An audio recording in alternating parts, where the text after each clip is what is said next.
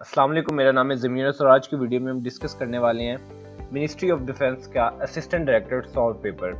इस वीडियो के अंदर हमने पास्ट पेपर से 20 सिलेक्टेड एमसीक्यूज दिए हैं जो कि आपके लिए बहुत इंफॉर्मेटिव और यूजफुल है, क्योंकि जितने भी पोर्शंस होते हैं, जितने भी कॉम्पिटिटिव एग्जाम्स होते हैं, उनमें जो बेसिक जो उनके अंदर एग्जाम्स के अंदर पूछे जाते हैं क्वेश्चन, वो ज़्यादातर करंट अफेयर्स में से होते हैं, इस्लामियत के पोर्शन में से होते हैं, जनरल नॉलेज से होते हैं, एवरीडे साइंस से होते हैं, इंग्लिश के होते हैं, और इसी तरह के जो क्वेश्चंस होते हैं वो आपसे डिफरेंट एग्जाम में पूछे जा सकते हैं। यानी कि अगर आप वन पेपर एमसीक्यू की प्रिपरेशन कर रहे हैं तो आप काफ़ी ज़्यादा कॉम्पिटिटिव एग्जाम में आप अपेयर हो सकते हैं, क्योंकि सबका सिलेबस या सबका जो कोर्स आउटलाइन है वो एक जैसी ही होती है।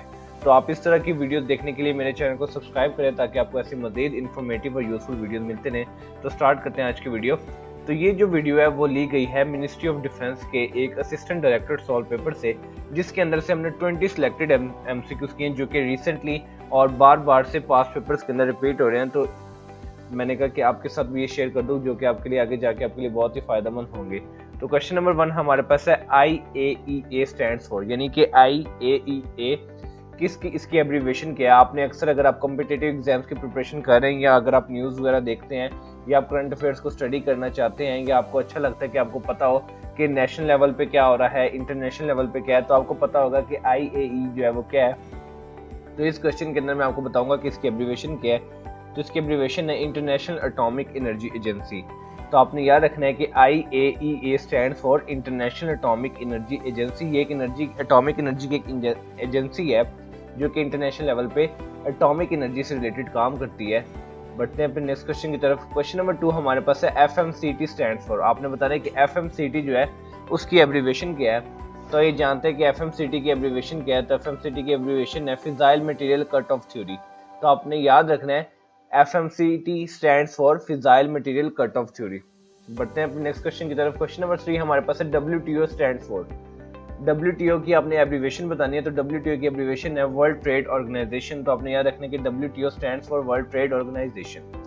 बढ़ते हैं अपने नेक्स्ट क्वेश्चन की तरफ। क्वेश्चन नंबर 4 हमारे पास है WMN स्टैंड्स फॉर। आपने बताना है कि WMN की क्या एब्रीविएशन है। तो हमारे पास इसका आंसर है वेपन्स ऑफ मैस डिस्ट्रक्शन। तो आपने याद रखना है कि WMN stands for weapons of mass destruction. Question number 5 हमारे पास है UNO was established in a year.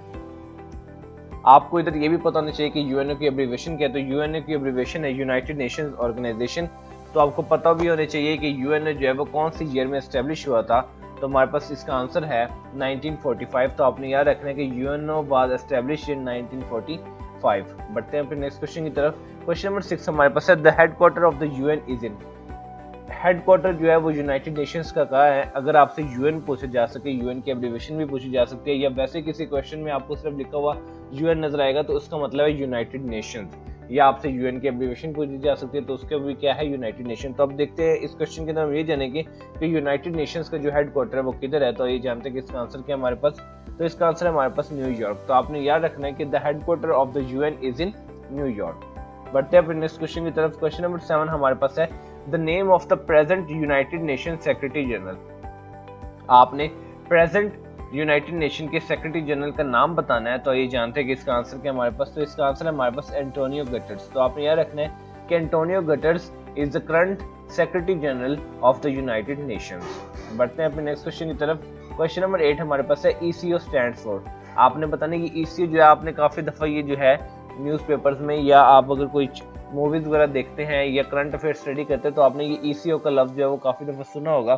तो इस क्वेश्चन के अंदर हम जानेंगे कि ECO की एब्रीविएशन क्या है। तो ECO की एब्रीविएशन है इकोनॉमिक कोऑपरेशन ऑर्गेनाइजेशन। तो आपने याद रखना है कि ECO stands for Economic Cooperation Organisation. बढ़ते हैं अपने नेक्स्ट क्वेश्चन की तरफ। क्वेश्चन नंबर 9 हमारे पास है NATO स्टैंड्स फॉर। NATO की एब्रीविएशन आपने बतानी है। NATO की एब्रीविएशन है नॉर्थ अटलांटिक ट्रीटी ऑर्गेनाइजेशन। तो आपने याद रखना है कि NATO stands for North Atlantic Treaty Organisation. बढ़ते हैं अपने नेक्स्ट क्वेश्चन की तरफ। क्वेश्चन नंबर 10 हमारे पास है how many countries are the members of the NATO। आपने बताना है कि कितने मुल्क जो हैं वो NATO के मेंबर्स हैं। तो आइए जानते हैं इस क्वेश्चन में आंसर क्या है इसका। तो इसका आंसर है 30। तो आपने याद रखना है कि 30 ऐसी कंट्रीज हैं जो कि NATO के मेंबर्स हैं। जैसे आप इस मैप में देख सकते हैं, जो मैप्स हाईलाइटेड हैं, they are the members of the North Atlantic Treaty Organisation. So when you are asked about a question in the exam that how many countries are the members of the NATO are, so you must remember that there are 30 countries which are the members of the NATO. बढ़ते हैं अपने next question की तरफ। Question number 11 हमारे पास है the only Pakistani who won Nobel prize, आपने बताना है कि एक वाहिद पाकिस्तानी जिन्होंने नोबेल प्राइज विन किया है, उनका नाम बताना है। तो उनका नाम है डॉक्टर अब्दुल सलाम। सो doctor Abdul Salam is the only Pakistani who won the Nobel prize. बढ़ते हैं नेक्स्ट क्वेश्चन की तरफ। क्वेश्चन नंबर 12 हमारे पास है total area of Pakistan is, आपने बताना है कि पाकिस्तान का टोटल एरिया कितना है। तो हमारे पास इसका आंसर है 796096 किलोमीटर स्क्वायर। तो आपको याद रहना चाहिए कि टोटल एरिया जो है पाकिस्तान का वो है 796096 किलोमीटर स्क्वायर। बढ़ते हैं नेक्स्ट क्वेश्चन की तरफ। क्वेश्चन नंबर 13 हमारे पास है Pakistan share its boundaries with, आपने बताना कि पाकिस्तान जो है वो अपनी बाउंड्रीज जो है वो कौन कौन से मुल्क के साथ शेयर करता है।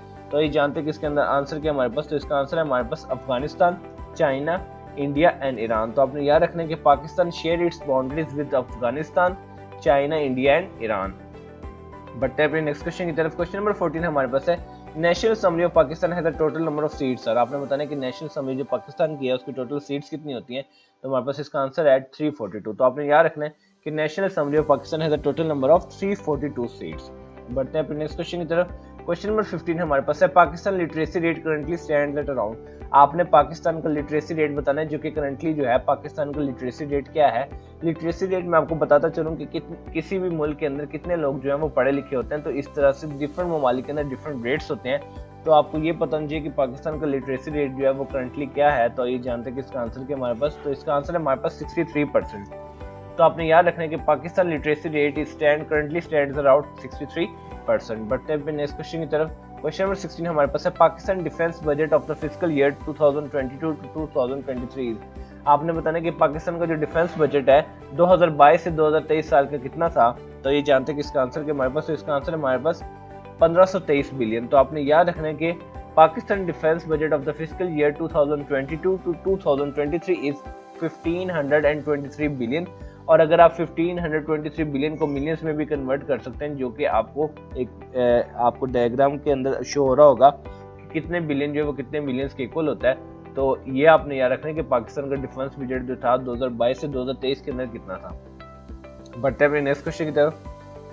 क्वेश्चन नंबर 17 हमारे पास है Pakistan fiscal year end zone of each calendar year, हर साल जो है ना एक ऐसी डेट जो है वो डिफाइंड है जब पाकिस्तान का जो फिस्कल ईयर है वो जो है वो खत्म होता है। तो ये जानते हैं कि इसका आंसर क्या हमारे पास। तो इसका आंसर है हमारे पास 30 जून। तो आपने याद रखना है कि Pakistan fiscal year and on 30 June of each calendar year. तो आपने याद रखना है कि 30 जून को पाकिस्तान का फिस्कल ईयर जो है वो एंड होता है। बढ़ते हैं नेक्स्ट क्वेश्चन की तरफ। क्वेश्चन नंबर 18 हमारे पास है who is the first prime minister of Pakistan, आपने इस क्वेश्चन के अंदर बताना है कि पाकिस्तान के फर्स्ट प्राइम मिनिस्टर जो कौन थे। तो हमारे पास इसका आंसर है लियाकत अली खान। तो आपने याद रखना है कि first prime minister of Pakistan is Liaquat Ali Khan. बढ़ते हैं अपने नेक्स्ट क्वेश्चन की तरफ। क्वेश्चन नंबर 19 हमारे पास how many pillars are there in Islam, आपने बताना है कि इस्लाम के कितने पिलर्स हैं। तो हमारे पास इसका आंसर है 5। तो आपने याद रखना है कि 5 पिलर्स आर देयर इन इस्लाम। बढ़ते हैं अपने नेक्स्ट क्वेश्चन की तरफ। क्वेश्चन नंबर 20 हमारे पास है कुरान लॉन्गेस्ट सूरा इज, आपने बताना है कि कुरान पाक की जो है सबसे लंबी सूरत जो है वो कौन सी है। तो इसके पास हमारा आंसर है सूरत बकरा। तो आपने याद रखना है कि कुरान लॉन्गेस्ट सूरा इज सूरत बकरा। तो उम्मीद करता हूँ ये वीडियो आपको बहुत पसंद आई होगी, जो कि आपके लिए बहुत इन्फॉर्मेटिव और यूजफुल है। तो इस तरह की वीडियो देखने के लिए आप मेरे चैनल को सब्सक्राइब करें, ताकि आपकी जो कॉम्पिटिटिव एग्जाम की प्रिपरेशन है वो ज़्यादा से ज़्यादा अच्छी हो और आपकी चीज़ें जो है वो रिवाइज होती जाए। तो मिलते हैं इंशाल्लाह अपने नेक्स्ट वीडियो में, तब तक अपना ख्याल रखिए। अस्सलाम।